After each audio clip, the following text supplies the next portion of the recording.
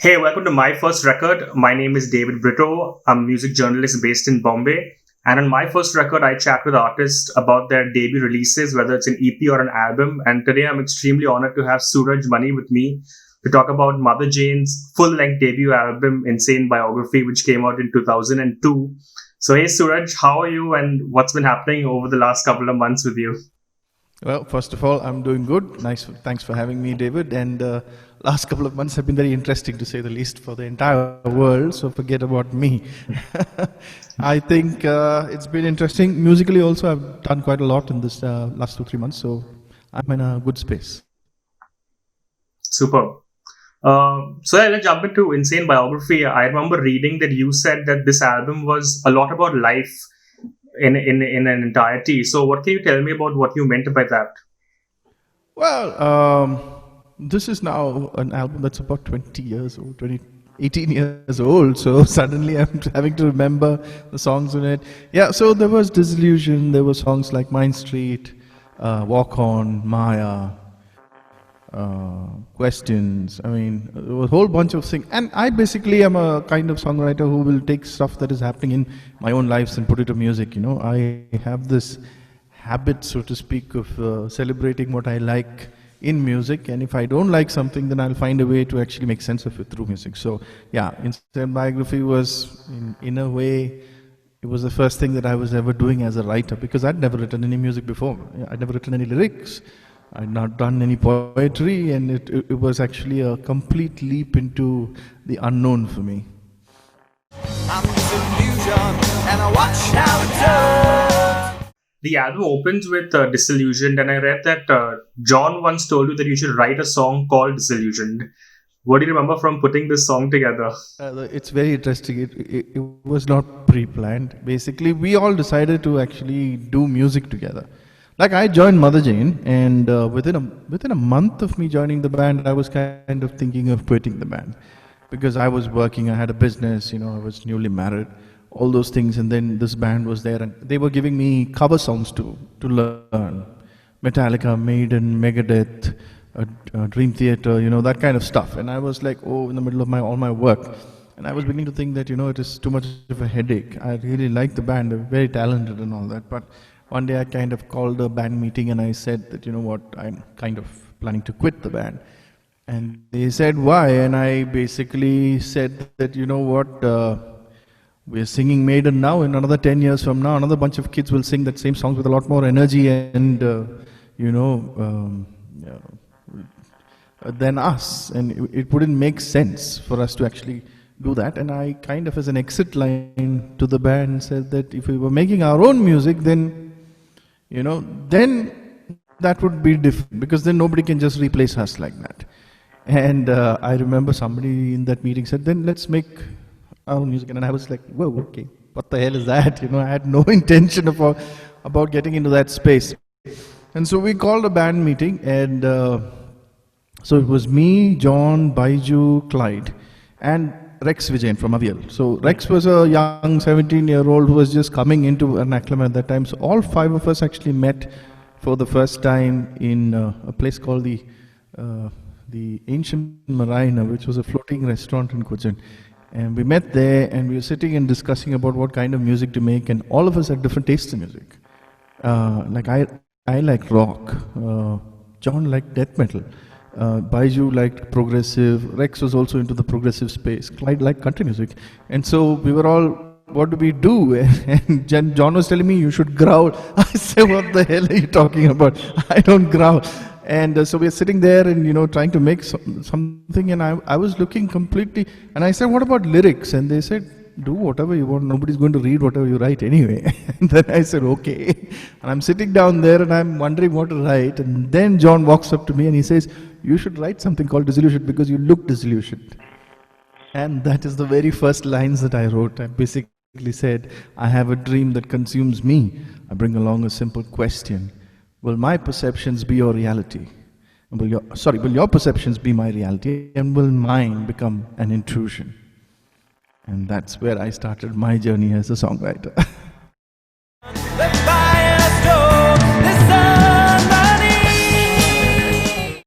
songs like Maya and Soul Corporations, there are very interesting Indian elements on those two tracks, and the latter even made it onto a compilation in Japan.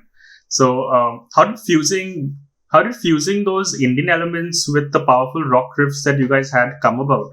Well, I think in our case, some of it happened by chance, and maybe because we were in Kerala, and that kind of music is around us in some sense.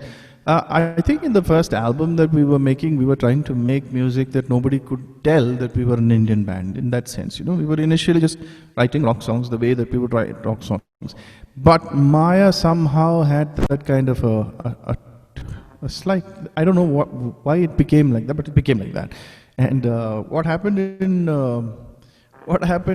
in Soul Corporations, which actually went on to the Japanese radios and stuff and all like that, was while the recording was going on, there was a friend of the band who was a flautist.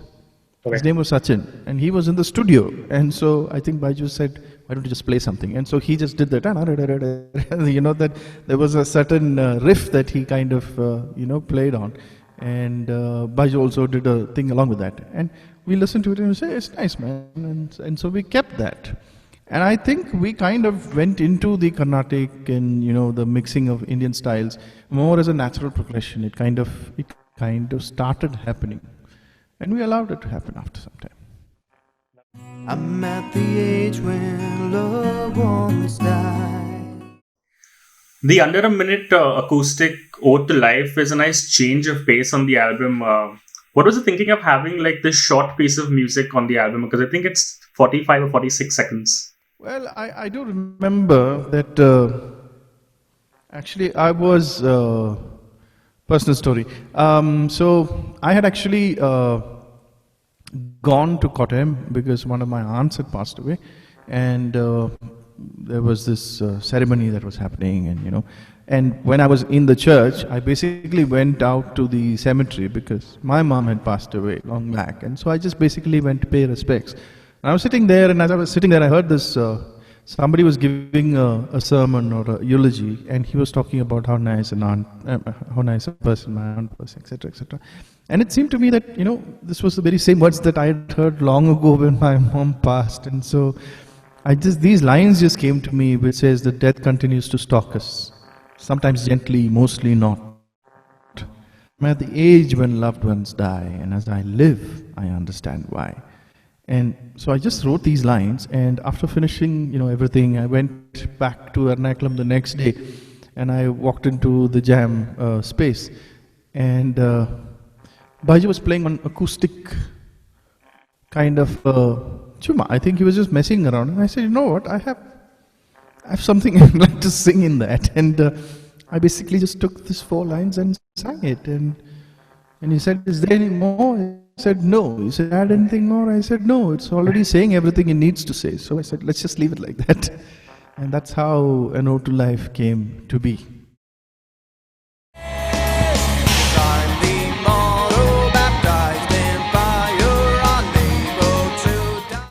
The lyrics on Walk On come across as quite inspirational. I mean, you said earlier that no one's going to read it, but if you pay attention to Walk On, it comes across as very eye-opening. What can you tell me about this song? Well, one of the things though that was the first things that I was told as a songwriter, that write whatever, nobody will. Now I actually have come to enjoy, and I did come to enjoy writing more than anything else. I think for me, primarily music has been about writing and putting out my thoughts, and then the music comes after that. For me, it's always been in that space. I'll write something, and then the music will come out of that. And one of the things that I remember about Walk On was that I once got a letter from some chap, and he said that his brother, I think his brother's name was Praveen or something like that. He said, "My brother just passed away, and he had cancer. And I just wanted you to know that every day he would actually play Rock On." And Walk On, and it was something that inspired him, and I just wanted you to know how much that song meant to him, and that was something that just hit me, and I realized just how much music can make sense of the difficulties of lives. You can celebrate life with music, obviously, but sometimes you can make sense of pain and despair, and tough situations. And music can actually give you that feeling that you're bigger than this mortal body that you are in, so to speak. And Walk On is pretty inspirational in that sense. And another story since you just brought up Walk On, a story that I remember is that a friend of mine said, this is such a perfect song for Bhishma in the Mahabharata, because he was somebody who would never die until he wanted to, no? So actually, he was reading the lyrics and saying that I'm an immortal, baptized in fire, unable to die unless I desire. I'm the light, walking the darkest dawn. I'm the human spirit walking on. And you actually start realizing one thing, that you will write a song for one reason, but the song becomes other people's songs once it reaches them. Once you put it out there, you really have no control about how it's going to be seen, how it's going to be understood, and how much it is adapted into somebody else's life. So Walk On was pretty interesting in that sense, yeah. I mean, these are all 20-year-old memories virtually. And another thing I do remember about this is I'm writing the song, and so we reach somewhere with the song, and then it's got this very weird, what do you call it, chorus. I'm the immortal, baptized in fire, unable to die unless I desire. It goes like that, right? It's a very peculiar thing. So I remember that Baiju had one of those riffs that, so he had done that. He said, "Can you sing with this?" I said, "I can't sing with that. I mean, it didn't have a meter, it didn't have anything at all." And so I had left that and I had gone back to Bangalore, and I was driving and I was just passing the Cantonment railway station. There's a little circle there. I'm turning around there and suddenly I remember these words and I start singing it in melody. And I'm remembering that, oh wow, will this actually go with whatever this fellow played? And I remember that at those days, I mean, I had a mobile phone in that time. And so I called. I didn't have a mobile phone. I reached home and then I called him and I said, "Hey, can you just play that, whatever you were playing?" I said, because I kept singing that melody so I wouldn't forget it, all the way home. I reached home and I called him and I said, "Can you play that?" He played it. I said, "I think I have something I can sing with that." And so that's how that song came into play. It was interesting in those days. You didn't have all the technology that you had now, no? What do you remember from the recording sessions? Any couple of moments that stand out for you from putting the album together while recording it? Oh, yeah. So, we have written 9 songs. Okay, we've written 8 songs. We want to do an album of at least 9 songs. We've written 8 songs. We've composed 8 songs. I've written more, but we haven't composed 9 songs. And then I'm talking to my brother-in-law who was in Australia, and my sister. They had come visiting, and so they were like, "Okay, what are your songs like?" I said, "It's like this." And he says, "Why don't you record?" I said, "We don't have money." And he said, "How much does it cost?" And in those days, the pricely amount of money that you had to spend for an hour of recording in a studio. No, it was huge. So I said, "We don't have the money." And he very sweetly, I remember, he said, "I'll give you. How much do you think it will come to?" So I said, "Maybe some 20,000 or 25,000. He said, "I'll give you the money." I said, "Are you serious?" He said, "Yes." So then, and I went and told the guys, I said, "You know what? I think we can get in and record." And so we got in and we did 6 days of recording. And then we went broke and we had not actually finished anything. And then by that it already started. So then we waited for another 6 months, because at that time I was working, so I kind of saved some money. And 6 months later, we got back into the studio and recorded another 3 days of recording. And we finished the recording. And again, we went broke. And again, we waited for another 3 months and saved enough money to send it for mixing and mastering. So it was actually 9 days in the studio, but it was over a year. That was something that I remember about that particular album.